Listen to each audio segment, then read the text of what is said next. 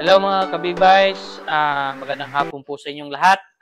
For this video po, ipakita natin ano po yung kaibahan ng import box at saka itong local box. So ganito po siya. Ito po yung sample ng import box namin.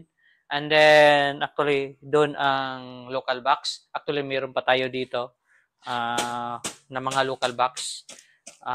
Kasi meron tayong ginagawang mga 300 boxes na vertical crab farming. So, ganito. Ano yung kaibahan? Kasi maraming nagtatanong na ano ba yung kaibahan ng import at saka yung local box. Okay, ganito. Explain ko sa inyo. Pero para mayroon kayong idea kung ano ang dapat ninyong i-order or gagamitin pag mag-start kayo ng vertical crab farming. Okay? So, ganito. Ang size ng ano natin, una, ito yung size is nasa ano siya, 13 inches. And then, ito yung ano niya, width, kumbaga. At saka itong length, dito, ganito. So, nasa ano siya, 16, almost mga 16. Tapos, ang kanyang height is ganito. So, ang height niya is nasa around 6. And then, at ito, tingnan nyo, makikita nyo sa loob. Diba, ito yung overflow. Ito yung level ng water ng crabs. O ganito, ipakita ko sa inyo.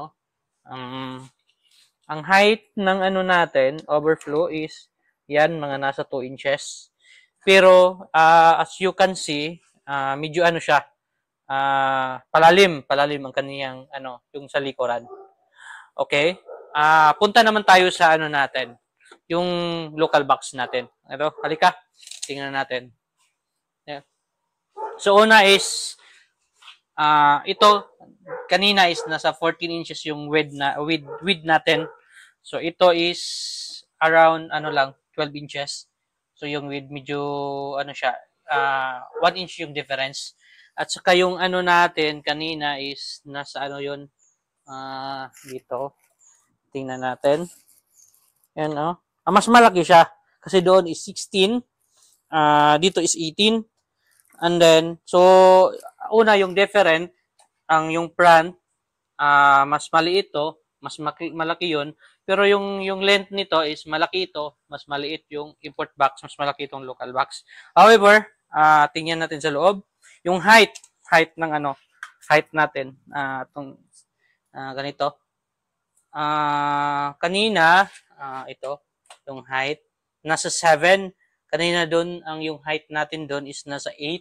So, ano pa rin yung height, may difference ng 1 inches. However, hindi nag-matter yung height.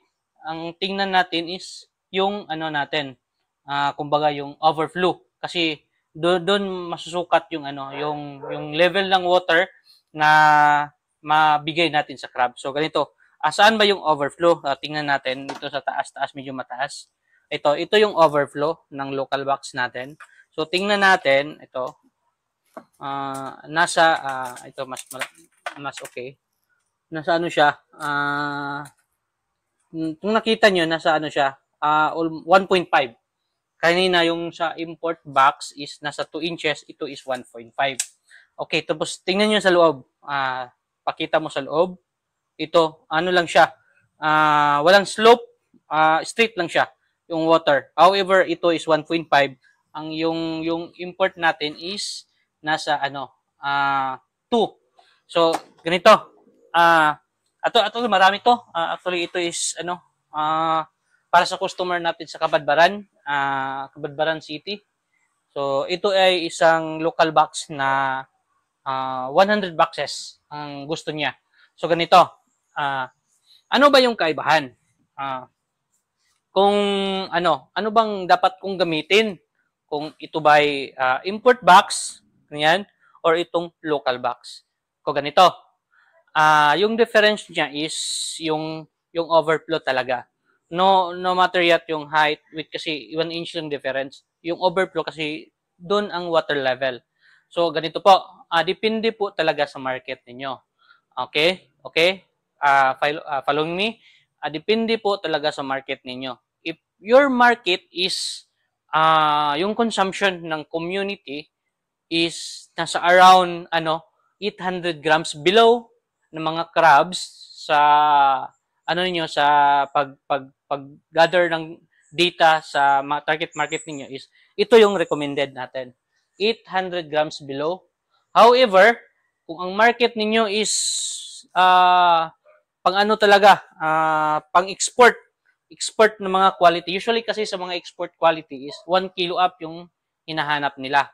So kung target ninyo is pang export ng mga crabs or 1 kilo up na crabs, ito yung suggestion ko. Ito na box ang para sa inyo. So i-tour ko kayo ang additional to this video, ipakita din namin ang ang mga boxes ang currently nandito ngayon sa namin.